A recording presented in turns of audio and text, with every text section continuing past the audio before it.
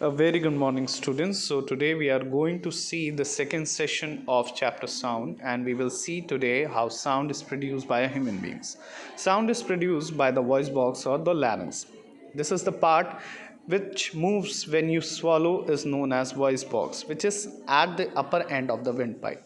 Two vocal cords are stretched across the box. When the lungs force air, vocal cords vibrate, produce sound. When the vocal cords are tight and thin, the type or quality of voice is different from that when they are loose and thick, and this is how the human beings produce sound. Sound requires a medium. So, can sound travel through air? Sound is produced when two spoons are banged together. So, thus shows that sound travels through air, as there is only air between the source of sound and your ear. There is only air between the sound and your ear. So, thus it shows that sound can travel in air. Can sound travel through water? When someone is swimming under the water, she can hear all the sound coming from the pool side. This means that sound are very easily travel through water. Sound travel faster in water than in air.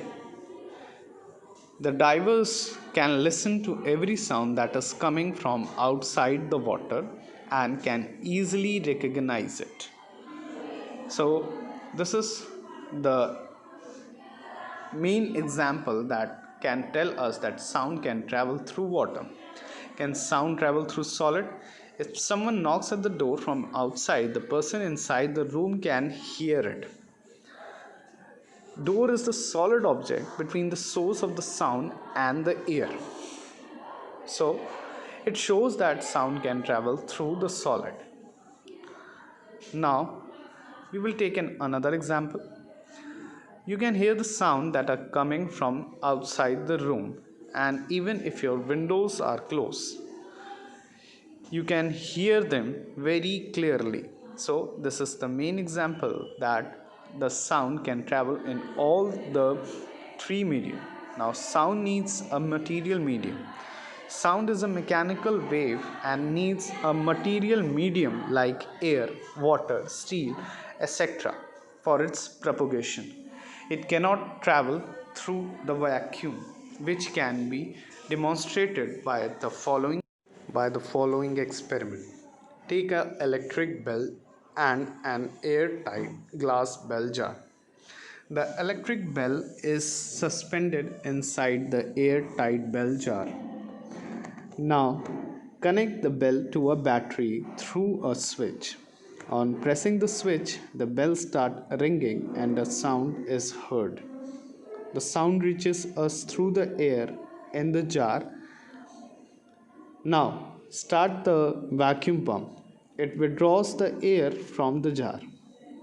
You will notice that as the jar is evacuated, means the air is taken slowly outward, the sound becomes feeble and feeble.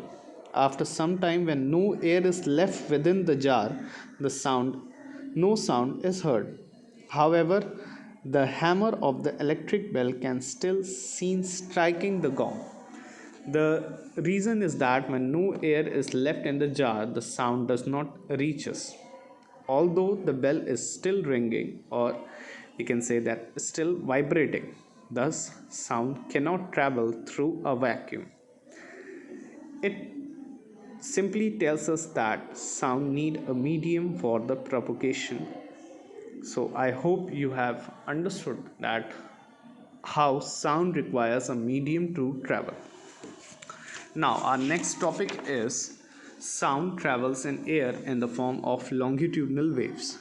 A wave in which the particles of the medium vibrate back and forth in the same direction in which the wave is moving is called longitudinal wave.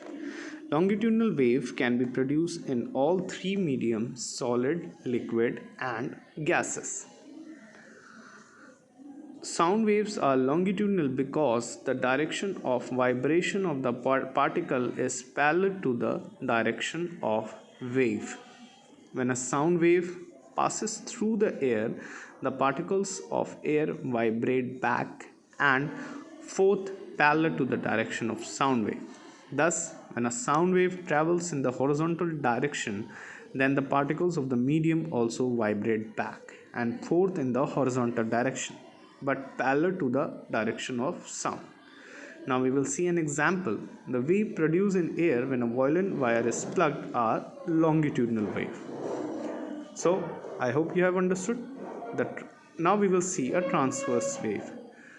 A transverse wave is one in which the individual particles of the medium move about their mean position in a directional perpendicular to the direction of wave propagation.